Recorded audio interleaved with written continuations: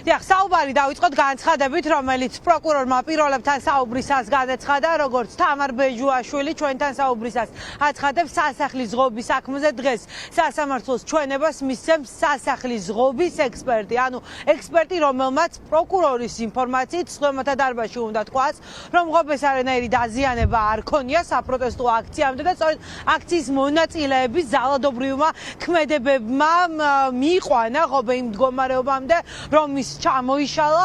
თამარ ბეჟუაშვილის ამ განცხადების შემდეგ ჩვენ ჩავწერეთ ადვოკატები, რომელთაც ვკითხეთ რა ქონდათ კითხვები ადვოკატებს სწორედ მოწმე ექსპერტთან, რის შემდეგაც დაცვის მხარი აცხადებს, რომ ეს ექსპერტი, რომელიც დღეს სხდომათა დარბაზში ჩვენებას მისცემს, ობიექტური სასამართლოს პირობებში ოქროს მოწმე იქნება, მოწმე, რომელიც იტყვის, რომ ქართული ოცნების ხელისუფლების დროს ექსპერტიზის დასკვნები ყალბდებოდა. რა თქმა უნდა, ბევრი კითხვაა დაცვის მხარეს ექნება სწორედ რკინის მავთულთან დაკავშირებით, რომელიც შაბათის ეთერში გაშიფრული კადრების შემდეგ მაყურებელმა ნახა, რომ ღობეს სწორედ რკინის მავთული ჰქონდა მოხვეული. ჩვენ შეგვიძლია მხარეთა პოზიციები მოვისმინოთ სასამართლოს სხდომის დაწყებამდე. ღობის დაზიანებასთან დაკავშირებით ისაუბრებს ექსპერტ რასოლოგი, რომელმაც მის მიერ გაცემულ ორ ექსპერტიზის დასკვნაში განმარტა, რომ ღობე დაზიანდა ფიზიკური ძალის ზემოქმედებით და რომ ღობეს გადაჭრის ჭრის კვალი არ აღენიშნებოდა. ამთან დაკავშირებით თუ არის კვლევა გაკეთებული ამ რკინის მავთულზე, თუ დევს საქმის მასალებში ამ კითხვა, ამ პასუხი ექსპერტზე, ეს ხამუთი როგორ გაჩნდა? ხამუთი ღობეს არ ჰქონია, ეს იყო რკინის დეტალი, რომელიც ღობის შემადგენელი ნაწილი. რეჟიმის შეცვლის შემდგომ, როდესაც ობიექტური გამოძიება ჩატარდება ამ საკითხზე, სწორედ ეს ექსპერტი, ღობის ექსპერტი იქნება ოქროს მოწმე, რომელიც დაადასტურებს, როგორ ყალბდებოდა სისხლის სამართლის ეს საქმე.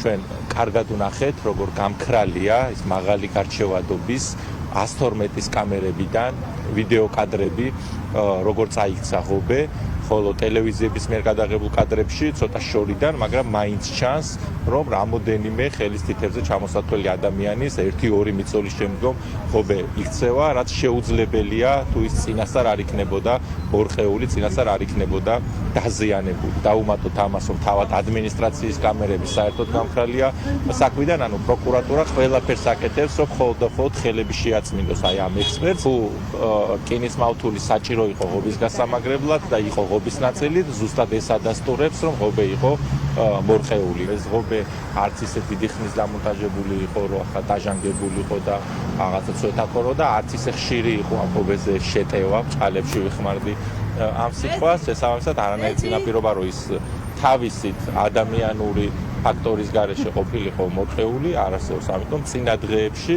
ხელისუფლებამ დაგეგმა ეს პროვოკაცია. სასახლის ღობის საქმეზე მოსამართლე ირაკლი ხუსკიოაძე სულ რამდენიმე წუთში გახსნის სასამართლო პროცესს.